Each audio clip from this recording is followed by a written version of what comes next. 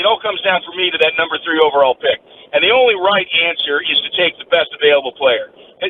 Bad teams stay bad because they reach, and they take players that really shouldn't be taken as high as they are drafted. And I would say if Marvin Harrison Jr. is still there at 3, that's the guy. If you really think one of these quarterbacks is better, then take them. But it doesn't sound like that's the case.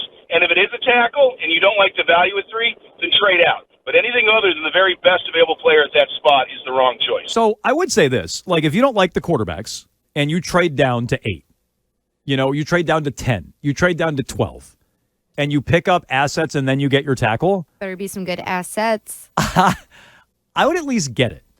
I'm not going to like it. I'm not telling you that I'm going to approve of it, but I would at least get it.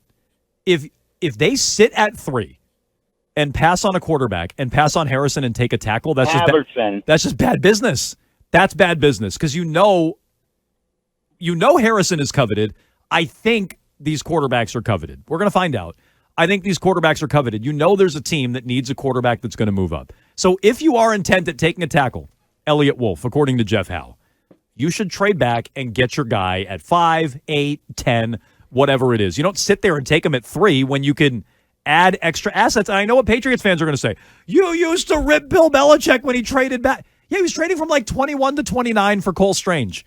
When you're at 3 and there is a potential franchise quarterback there, the haul you can get for moving back, if you're convinced the tackle's the best player, I at least get it. I won't approve of it. I won't like it, but I at least get it. Yeah, you don't take a tackle at 3, especially when you don't have any weapons and you don't really have a starting quarterback. I just would continue to ask, I understand the rationale of taking the best player available. I agree with that. You shouldn't reach and you shouldn't force, and we saw what happened with that when you had the number 15 pick. I totally agree with that. I would just ask you, okay, yes, and where are you getting your quarterback? Right. That's the part that I'm getting a little sick of everybody just kind of yada-yadaing past, Kirk Cousins. Oh, I don't know. We'll go get Michael Penix. Arcan's one of those. Okay, so do you believe in that guy? Does that matter to you? Does the quarterback plan matter to you? Where are you getting your quarterback? Do you have somebody that you have conviction with quarterback as much as you do Marvin Harrison Jr.? Ask him. Where are you getting your quarterback? I mean, there's several avenues that you could go to get it. There's guys you can get later on in the first round who I don't think are that much different or that much worse than some of the top 3. Bo Nix, Michael Penix. Okay. McCarthy is another one. I don't think that those guys are that much different. But this is Mego's point. So you're okay starting Bo Nix on day 1 next year? Absolutely not. Sure.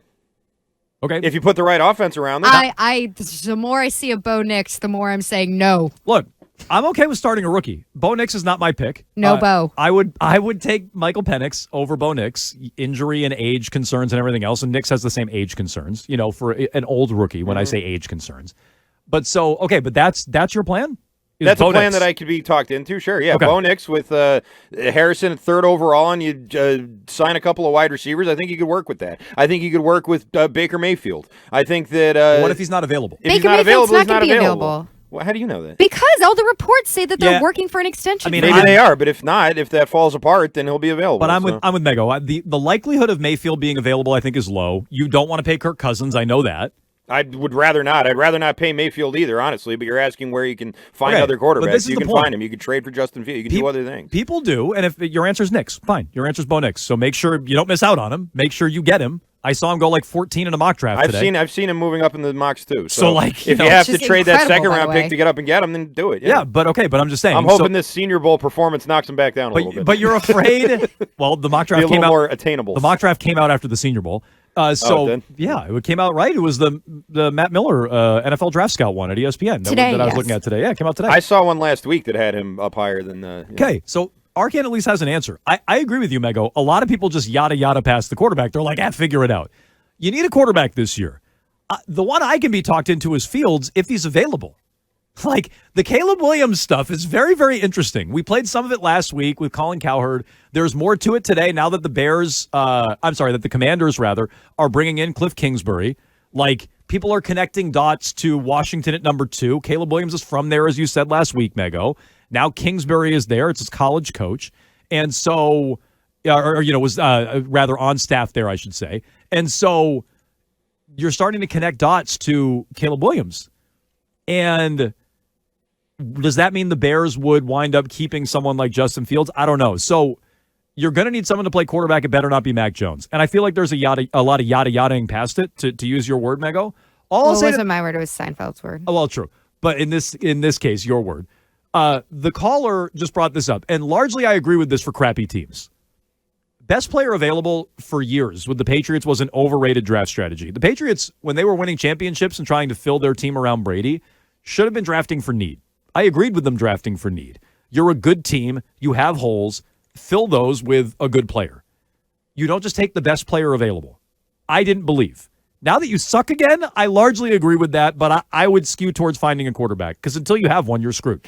I don't care if you have a great tackle or a great receiver or a great tight end or whatever. If you don't have the quarterback, you're screwed. I just want to know why people are so casual about the quarterback position. And it tends to be because they just want Marvin Harrison Jr. And then whatever it is like, I don't know, someone in free agency who's in their 30s or somebody who's probably not going to be available or somebody, and I'm not picking on you, Arcan. Well, I'm casual about it because I don't like these rookie quarterbacks. That's why I'm not banging down the door for one of them. If I thought one of them was really going to be special, I'd feel different. No, I'm not. But at some point, you got to get... I'm not banging down the door for Nix. Well, he's your plan for quarterback next year. Okay, Jones, I said Nix if he's available at the end of the round. If Penix is available, I'd take him. I'd take whoever you can get. I'm not saying Nix has to be the guy. You sound like the Patriots hiring an offensive coordinator right now, Arcan. No, I'm not. It doesn't sound like you have much of a plan for quarterback. Elliott? No, Bo, Nix. Yeah, it sounds like you're flying by the seat of your pants at quarterback, like the Patriots are with their coordinators. It isn't really about that. For me, it's about building up the offense, and I think the quarterback's sort of a secondary problem. You think it's priority number one. Both of you are dead set on quarterbacks. Yes. You have to have one this year. Yes. You have to draft one, and if you don't, you blew it. I don't really agree with that. I don't. I think you can build up an offense this year, have someone run it for a year, and then next year go back into the quarterback market if that's something you really think is important. I'm not that sold that this year's a great year to do that. I'm just not. I know you have the 3rd overall pick. You might not get it again, but I'd use it to take a superstar wide receiver, and then you get the quarterback some other time. Arcan, this might just be... I don't think it needs to happen. That's like the definition of yada-yada past the quarterback. I hear what he's saying. I think that would be a really good...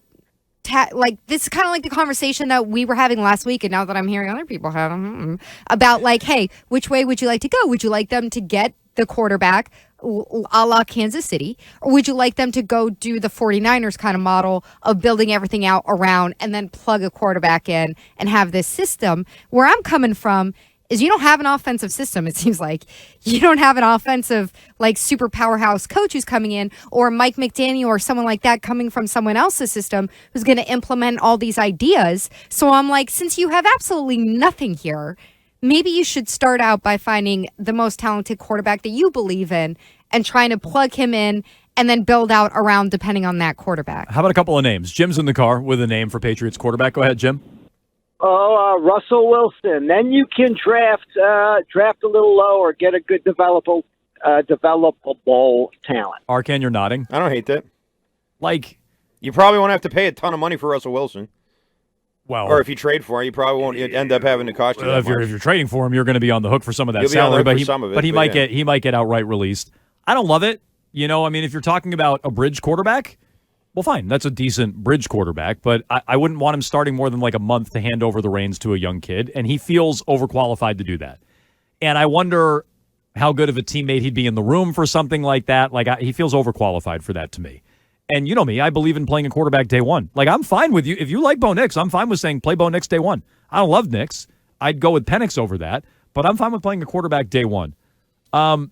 I also just think I'm a complete brat, and I've just been watching like mostly bad quarterback play for 5 years, and I'm like, can there be something like someone to inspire me? Right. Can there be like a good quarterback that looks like he has a really high upside and that I can be excited about instead of like, oh, okay, we're gonna bring in washed Russell Wilson to like play on one leg and win 2 games. It's I just don't want to go through it again. Russell Wilson would be a massive improvement for what we've had the last couple of years. Unlimited. And I'm not even a huge fan of his, but I mean that would be a major step up. No, he was better, good last year. He's better than Mac. I tried to tell you guys that last offseason. He's better than Mac.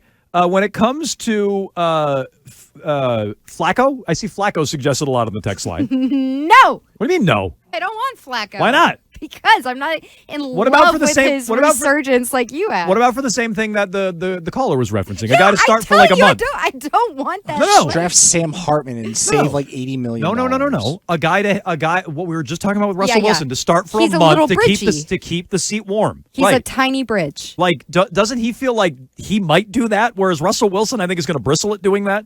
He's too qualified to do I'm it. wondering like how many opportunities he's going to have now because of what he did with the Browns. Like he might not be able to get him.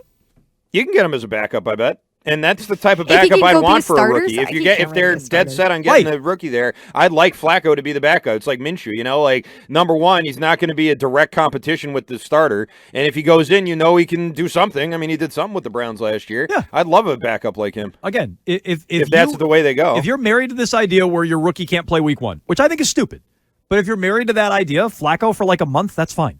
And he feels much more qualified to do that than Russell Wilson. But the idea would still be handing off to your quarterback of the future.